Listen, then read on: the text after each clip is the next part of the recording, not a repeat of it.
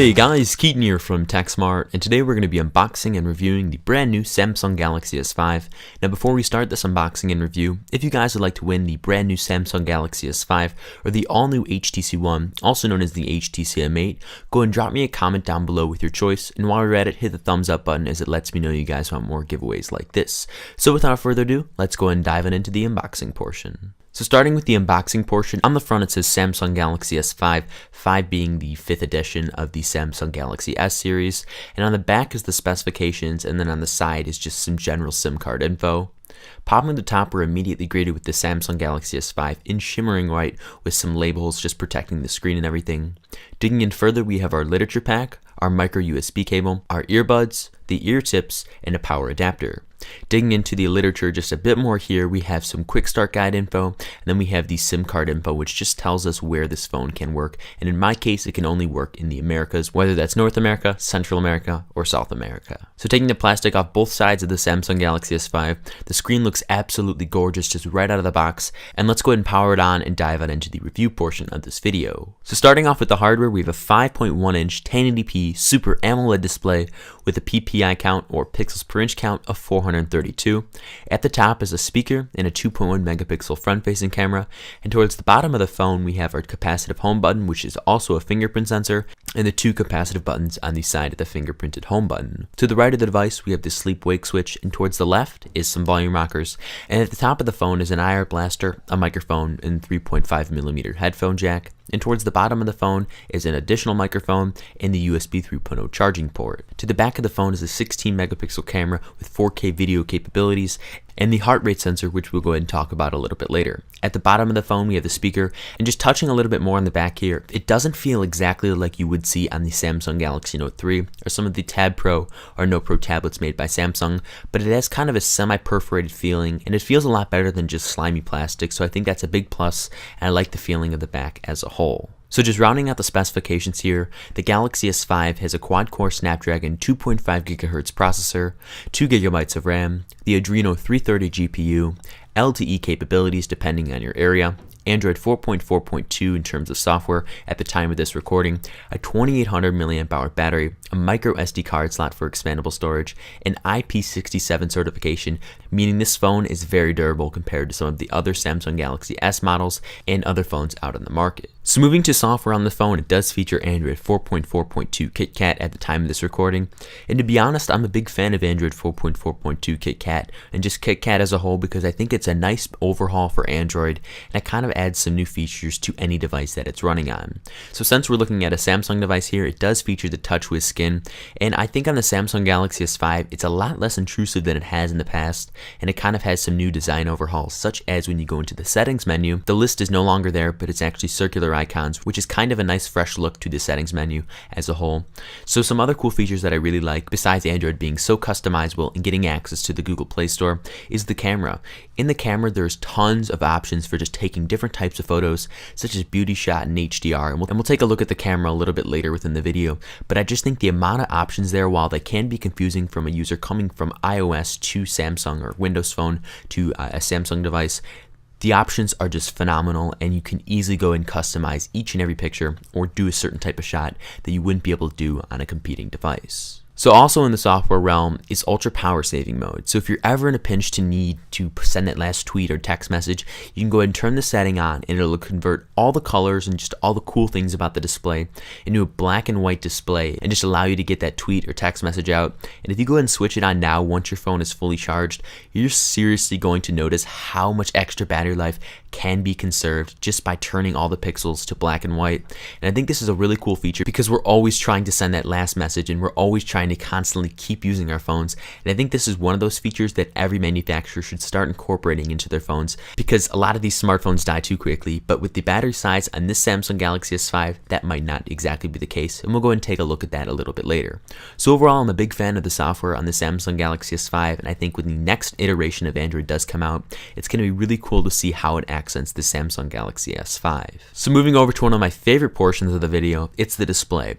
So displays on smartphones have constantly been getting getting bigger and have better resolution, and some displays in 2014 are even at the 2K resolution, which is just really cool. So the Samsung Galaxy S5 features a 5.1-inch 1080p Super AMOLED display with a PPI count of 432, and trust me guys, it looks absolutely fantastic. Color accuracy is spot on, and whether you're watching a movie, posting a tweet, or just browsing the internet and just looking at some articles, text, video, anything you're doing on this phone looks so sharp, and I think it's one of the biggest selling points to any device, but more specifically the Samsung Galaxy S5. I think the extra 0.1 inch of an upgrade from the Samsung Galaxy S4 is worth it, and I think the color accuracy is just a hint better than it is on the Samsung Galaxy S4. I don't know, it's just my experience with the phone, and I was just completely in love with the display because I am an iPhone user, and just getting that extra 1.1 inches is seriously nice no matter what you're doing on the phone. Also, another great thing is when you're taking pictures, you get a nice big old viewfinder, and that's fantastic because you can easily see every single crevice of the picture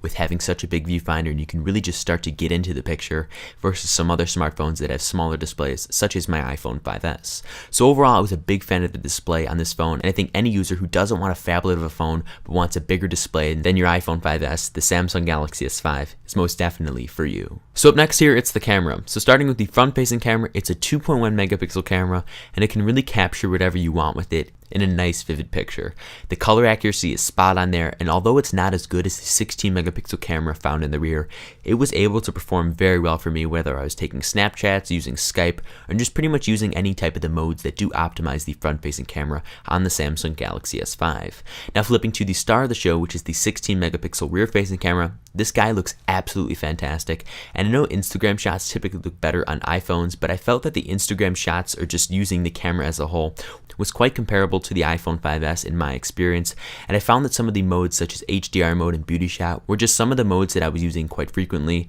and I just think the 16 megapixel can really capture detail in a new light, and I loved every single pixel that I was able to look back on in my photos. So also found in the phone is 4K video capabilities, and while 4K is kind of the future for video and everything, it doesn't look too good on any smartphone, and this is the case for the Samsung Galaxy S5 because of the lack in optical image stabilization. So maybe when they do add it to the phone in the Samsung Galaxy S6 or just any type of other smartphone out on the market, 4K will look phenomenal on this phone. But in terms of 1080p video capabilities, it looked fantastic, and I was really able to capture everything I wanted to, and having the nice and big 5.1 inch viewfinder always accented to my photos. So overall, I was a big fan of the camera on this phone, and I think any user switching to this phone will notice it too. So transitioning on to benchmarks, as this is kind of the best way to represent how powerful the phone is overall, we're going to be testing out Geekbench, Quadrant, Antutu, and GFX Bench to test out the GPU and just total performing power of the Samsung Galaxy S5. So after our tests have concluded, these are some of the results that we got for each test.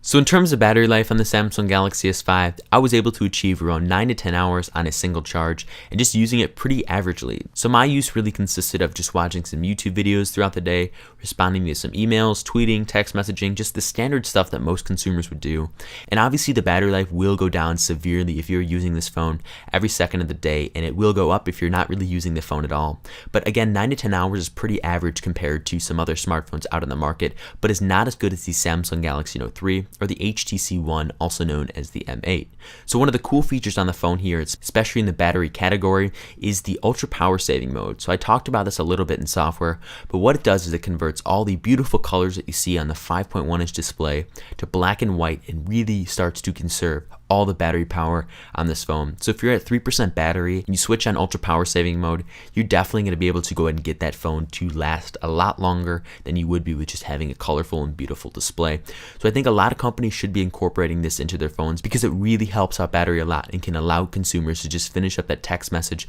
or tweet. And believe me, most of those things don't even require a colored display. It's just kind of one of those nice features to have. So overall, I was definitely impressed with the battery life on the Samsung Galaxy S5. And although it's not perfect and doesn't give me a full day's worth of use, which is about 17 hours in my book, I thought it was pretty standard, and I can't wait till the Samsung Galaxy S6 to see how they've improved in terms of battery life. So in terms of new features found in the Galaxy S5, it is completely littered with them, and I think this is definitely one of the biggest selling points to the phone. So up first is the fingerprint censored home button. So we saw some similar technology way back in the day, and when I mean way back in the day, I mean the Motorola Atrix, which came out just a few years ago. Yes, I'm talking like I was born way back when. time. But the fingerprint sensor on here definitely does work, and although we do see its similar mechanism found on Apple's iPhone 5S, where you just place your finger on the home button, with this one you actually have to swipe from the screen to the button. So although it can be a little bit weird from a user switching to the iPhone 5S or just going in there thinking it's going to be just placing your finger on the home button, it's actually not that intrusive and it works very well when you are doing it. Although it does take a little bit of time to get used to, I found it keeping my phone secure and was a lot better than just swiping it without any passwords or just typing in a numerical or alphabetical password. Up next is IP67 certification. So I did a video on this, pretty much testing out the phone's IP67 certification, especially in water and durability, and if you want to check those out, links can be found on screen and right below that like button on this video. But this durability on this phone is absolutely crazy. We've run over it with an SUV, we've put it in the pool for over an hour, I've even thrown it in my washing machine. This guy still survives, and I think with a lot of consumers who can be clumsy or just are using it on a daily basis, this phone will definitely last you a lot longer and is actually a lot more durable than the Samsung Galaxy S4. So that is a pretty big upgrade to this smartphone and allows consumers to have that peace of mind with their smartphone. So up next here is S Health, and this is one of the biggest things found in the phone, and there's actually a hardware implementation found in the back to accent this. So starting off with S Health, you can input your food that you've consumed for the day. You can check out the pedometer portion if you want to keep track of how many steps you've taken throughout the day. But I think the coolest thing here is being able to calculate your heart rate or your pulse. So what you do is you just place your finger on the back of the phone, and although I thought it would be intrusive and weird to just place your finger on the back of the phone while watching the press conference, it's actually not that weird at all, and it's really nice to be able to work out at the gym and find out where you kind of need to target your heart rate to burn the most calories or just stay the most fit in terms of your life. So I found that the feature on here worked very well, and I think the whole S Health integration should be found on more smartphones, and we might be seeing that with the iPhone 6 and iOS 8. But overall, I really just was impressed with the S Health feature, and I think a lot of consumers are going to enjoy it too. So just finally here, it's more software quirks, so such as the settings menu, how it does look different than it has looked in the past. And there's some other software quirks within there, and I'll let you guys go ahead and find those. But I think the TouchWiz modifications with Android 4.4.2 are nice and subtle, and I think a lot of consumers are going to like those. So in the end, this phone is littered with new features, and I know a lot of consumers are seriously going to enjoy all the new quirks that the Samsung Galaxy S5 has. So at the end of the day, I'd recommend the Galaxy S5 to any user who wants a great smartphone with a big display, and that definitely does take a look at the health integrations that smartphones can have.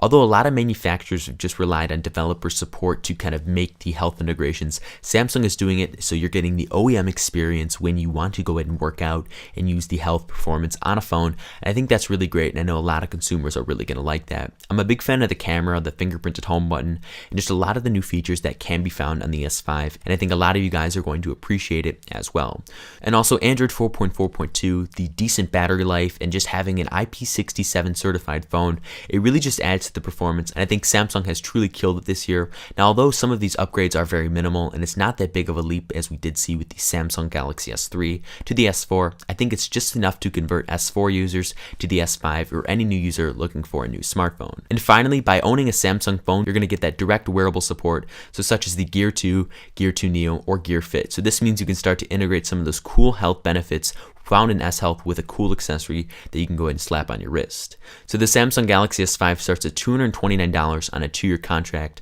and is available in charcoal black, shimmering white, electric blue, and in copper gold, and will be in stores on April 11th of 2014, and depending on your carrier, it might even be there a little bit sooner. Seriously guys, this phone is definitely super proofed and can even withstand a washing machine, which is always cool, and that's definitely a big selling point for me on a smartphone. Thank you guys so much for watching this video where we unboxed and reviewed the brand new Samsung Galaxy S5. If you guys enjoyed this video and want to win a Samsung Galaxy S5 or the all-new HTC One, also known as the M8, go ahead and drop me a like down below, and also throw me a comment down below letting me know if you guys would like the M8 or the brand new Samsung Galaxy S5. Finally, go and subscribe to the channel to be notified when we produce a brand new video like this, or a giveaway, or a cool crazy test testing the phone's water capabilities or how durable it can be to a knife and a car key. Thank you guys once again, and I look forward to seeing you in my next video. Bye-bye.